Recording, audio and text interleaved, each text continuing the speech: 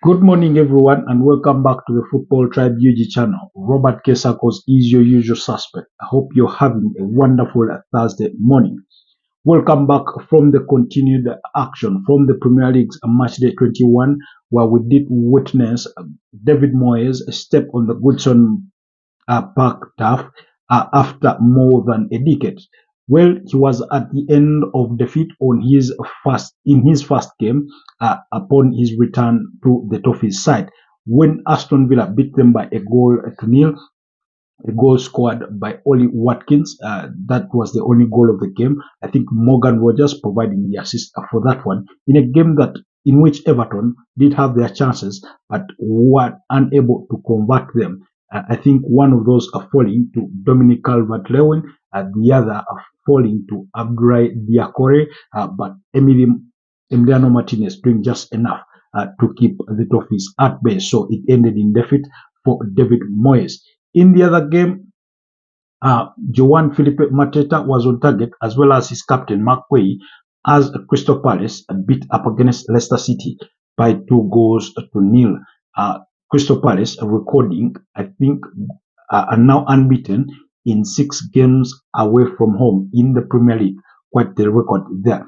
It seems that things are beginning to fall in place for Oliver Glasner, the manager. But yes, Leicester City being condemned to yet another defeat at the hands of Crystal Palace. Looks like Ruud van Nistelrooy does continue to struggle with this Leicester side ever since taking on the reins, and they did draw his former club, Manchester United, for the next round of the FA Cup fixtures. So do keep that in mind. Elsewhere, Newcastle did thump Wolverhampton Wanderers by 3 goals to nil. Wolves thought had picked a consolation in that one, but it was cancelled by VAR. Alexander Isak can't stop scoring, picking a brace in this particular game, while Anthony Gordon was the other on target for the Magpies as they condemned Wolverhampton Wanderers to that 3-0 defeat. Anyways, Alexander Isak taking his tally to 15 goals this season so far in the Premier League, right next to Broad Erling Haaland, who is at 16, and then Mohamed Salah, who leads the top scorers tally with 18 goals there. Very, very incredible striker, one that I'm sure Ed Howe and his Newcastle bosses will be desperate to keep because it's going to be a hot cake come this summer from teams like Arsenal, from teams like Newcastle, from teams like Chelsea, from teams like Manchester United, from and other giants across Europe because at Bayern Munich, Hurricane may be edging, so they may be thinking that maybe we need to sign somebody very soon as a potential Hurricane replacement. But they are already considering the move for Christopher Nkunku. They are at Chelsea, so we'll wait to see how things do span out. So that result, very brilliant, keeping Newcastle in those Champions League places there above Chelsea, as we will see on that Premier League log. And then in the biggest game of the night, Arsenal did overcome Tottenham, beating them by 2 goals to 1. I thought it's a game in which the score line does not really reflect what really transpired on the turf.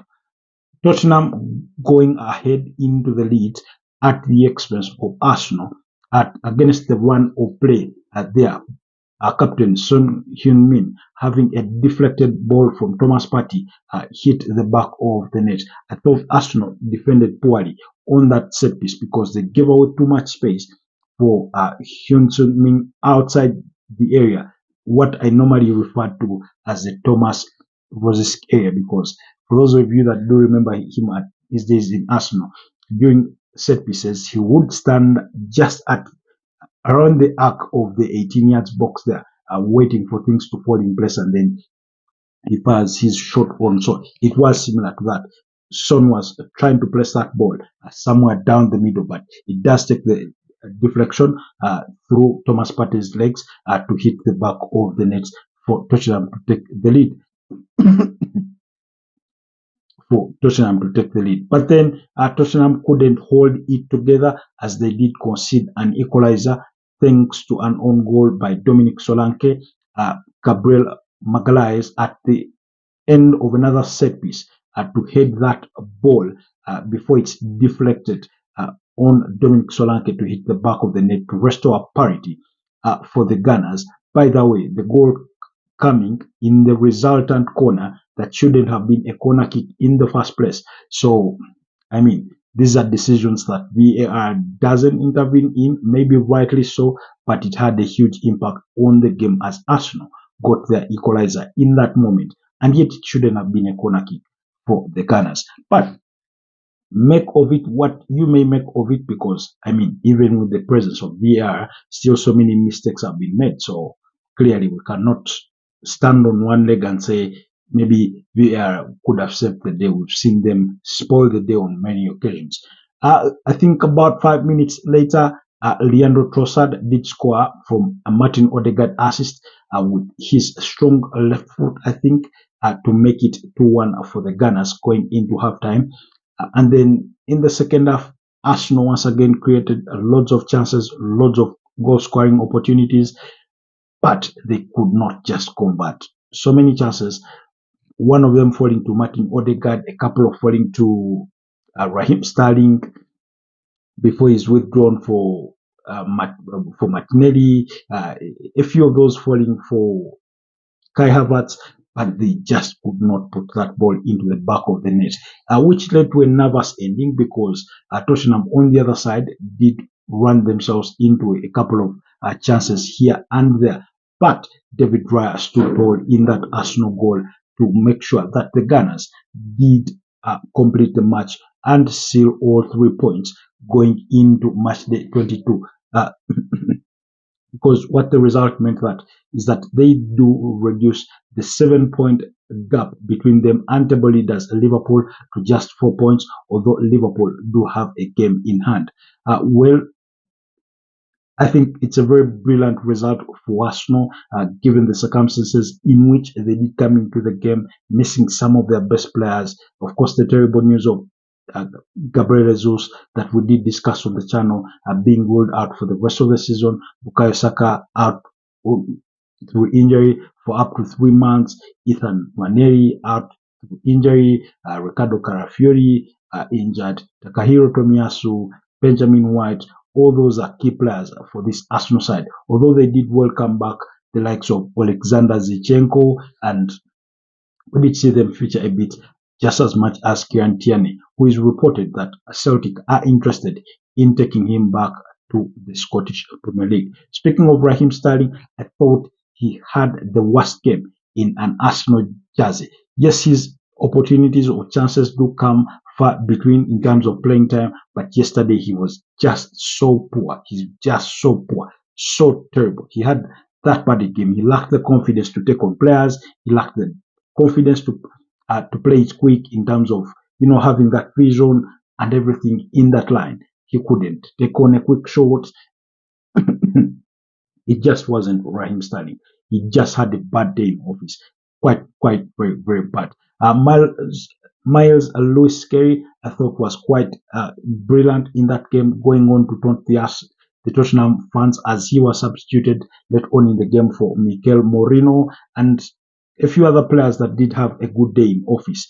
Gabriel Magalhaes there being handed, I think, the Man of the Match award for his, defensive prowess, not to mention his contribution in the Arsenal equalizer on the day. So, action from match day 21 does continue when Manchester United entertain Southampton, while Ipswich Town will be up against Brighton to complete match day 21. And we will then be preparing ourselves for the weekend action for match day 22. Subsequently, we will have a return of the UEFA Champions League, the Europa League, and the UEFA Conference League come next week, midweek. So, for some of the fixtures that will be coming your way on match day 22, Liverpool, that's the table leaders, will be up against Brentford in what I anticipate to be another challenging game for the Reds there. We're talking about a Brentford side that just forced Manchester City into a 2-all draw just on Tuesday night. So there's that game. And then Arsenal will be up against Aston Villa.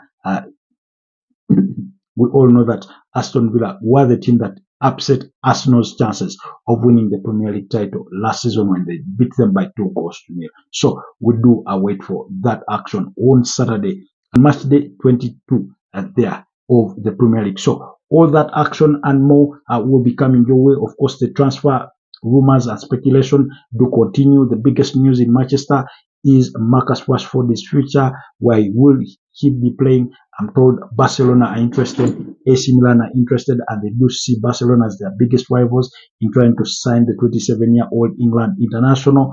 But we'll wait to see how that transpires.